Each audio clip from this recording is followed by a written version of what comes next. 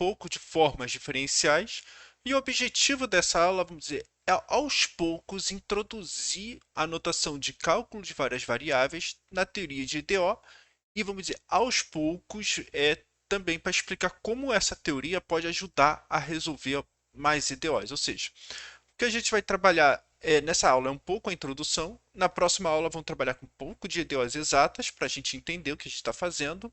E a ideia que a gente sempre tem que passar é o seguinte: quando estamos querendo incorporar uma nova ferramenta que usa, ou seja, um assunto bastante rico que é cálculo de várias variáveis, então quando a gente vai aplicar, introduzir em um outro contexto, em EDO no caso, muitas vezes, vamos dizer, gasta um tempo que é uma abstração, ou seja, o assunto fica um pouquinho mais abstrato. Aqui no caso é bem pouquinho mesmo, mas só que exige então um background um pouquinho maior, então precisa de um pouco mais de explicação sobre o que devemos fazer. Então, isso é comum. Botou mais teoria, maior base, então demora mais tempo para explicar para não ficar tão abstrato. Mas em compensação, depois que entendeu essa parte, você em algum sentido generaliza, você consegue resolver de forma mais unificada, mais ampla as técnicas, principalmente para EDOs de primeira ordem. Então esse é um trabalho que no final acaba valendo a pena. Então, nessa aula, como disse, é uma introdução, a gente não vai resolver nenhuma EDO, só vai passar toda a linguagem ou seja, começar a fazer a tradução. Então, vamos lá.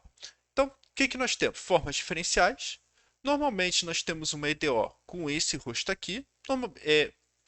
Antes, a gente usava como a função f de x, y, né? Y' igual a f de x, y. Aqui a gente não vai usar o f não, tá? A gente vai só chamar de p de x sobre q de x, em que o q pode ser constante igual a 1, nada impede.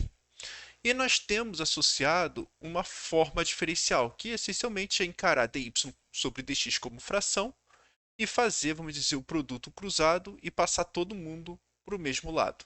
Ou seja, estudar esse EDO é a mesma coisa que estudar esse EDO. Se eu multiplicar por qualquer função aqui, ao dividir, temos a mesma coisa. Então, essa aqui é chamada de forma diferencial. E o interessante dessa forma diferencial é que eu não estou declarando se y está em função de x e nem x em função de y. E essa não declaração, vamos dizer, permite, vamos dizer, achar já direto aquelas curvas diretas. Ao invés de fazer as curvas integrais, a gente pode trabalhar com curvas de nível, de cálculo de várias variáveis.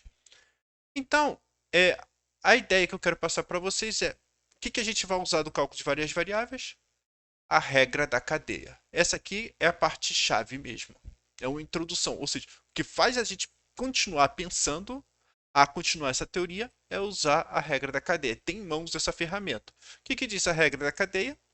Diz que é o seguinte: se eu tenho uma função de duas variáveis, em que eu declaro que x está uma função do tempo, ou seja, e o y está em função do tempo, então a gente pode, vamos dizer, pensar na nossa função f de x de t, y de t, e muitas vezes a gente abusa a notação e chama de f de t.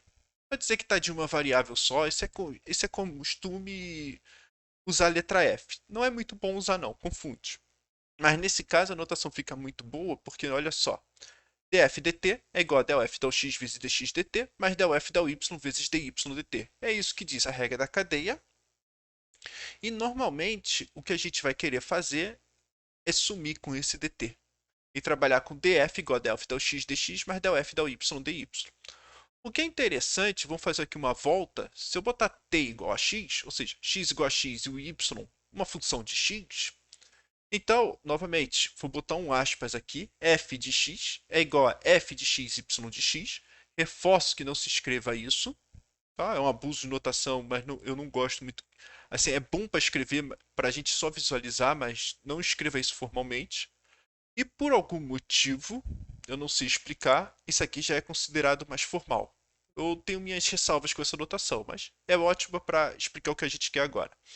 Então, df dx é igual a del f del x mais del f del y vezes dy dx, tá? Porque o dx dividido por dx, aqui em cima, né, é igual a 1. E aqui fica dy dividido por dx. Então, baseado isso aqui tudo, né, nessa equação, Então, como eu disse, a gente vai cortar o dx, vai multiplicar o dx por todo mundo nesse caso, olha. df é igual a del f del x dx mais del f del y dy. Isso aqui é o que a gente chama de forma diferencial. Então, olha, isso aqui, essa equação aqui, ela lembra, vamos dizer, bastante essa equação aqui.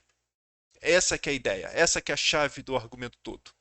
Então, se a gente conseguir, por exemplo, olha, se a gente conseguir trabalhar com f de x, y de x igual a constante, ou seja, y dado implicitamente por tal equação, o que nós temos que isso aqui é igual a zero.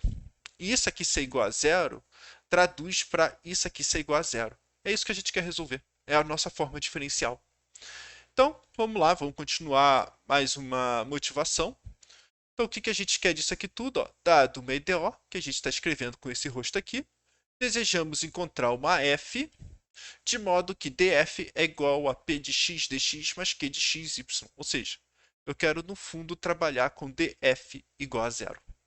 Se df é igual a zero, integrando, nós temos f igual a constante. Isso que a gente quer fazer. Mas, assim, por mais que a notação seja bonita, a gente vai precisar de um teorema. Na verdade, isso aí é um teorema para dizer que pode. Então, se a gente, olha, se a gente considerar uma EDO desse jeito aqui, com a função já desse formato aqui, e y de x0 é igual a y0, então, vamos dizer, y em função de x é dado implicitamente por f de x, y de x igual a c. Então, é no fundo aquelas ideias f de x, y de x, já se a gente olhar nas aulas do teorema de existência, unicidade de campos de vetores, antes a gente trabalhava desse jeito, em que o y depende de x. Foi alguns exemplos que a gente preparou naquela aula, mas enfim, vamos fazer um outro um pouquinho diferente, né? Aqui era dy dx igual a menos x sobre y, né? Mas enfim, o exemplo que a gente preparou nessa aula foi 2x dx mais 2y dy igual a zero. Então temos esse DO, caso alguém goste, é dy dx. Isso aqui é igual a, olha, eu vou passar isso aqui tudo para o outro lado, menos 2x dividido por 2y. Tá? Passou isso aqui tudo para o lado, dy dx dividiu. Ou, se preferir, essa equação é equivalente a essa. Pode dividir por 2, não tem nenhum problema. Então, o que nós temos? Olha, se a gente considerar f de xy igual a x2 mais y2, então repara que df vai ser igual a 2x dx mais 2y dy igual a zero. E, portanto, o que eu estou dizendo, utilizando esse teorema aqui dentro, ó, o que eu estou dizendo é que a solução, ou seja, o y que depende de x, que tem como solução, ele está dentro dessa curva aqui. f de x, y igual a c. Dizer que isso aqui é igual a c, olha, x2 mais y2 igual a c. Então, o que a gente vai fazer? No eixo x e y, nós podemos fazer c igual a 0, c igual a 1, c igual a 2, e vamos ter essas curvas aqui todas. Essas são as que a gente chama de curvas isoclínicas ou solução, ou prefiro todas as curvas integrais também da EDO. Então, basicamente é isso. Como que a gente vai decidir as curvas? Depende muito do PVI também, se a gente vai pegar a parte de cima do círculo ou a parte de baixo. É o mesmo problema de sempre. Mas se a gente encarar já o problema 2x dx mais 2y dy igual a zero, essa forma diferencial, e não declarar que a gente quer achar y em função de x ou x em função de y, por exemplo, essa resposta aqui está completamente válida. X ao quadrado mais y ao quadrado igual a c. Ou, se preferir, y é dado implicitamente pela equação x ao quadrado mais y ao quadrado igual a c numa vizinhança da PVI, tal, tal, tal. De acordo com a escrita, é só uma nomenclatura. Mas isso aqui praticamente já resolveu o EDO. Então é isso. Eu espero que tenham gostado dessa videoaula. Até a próxima.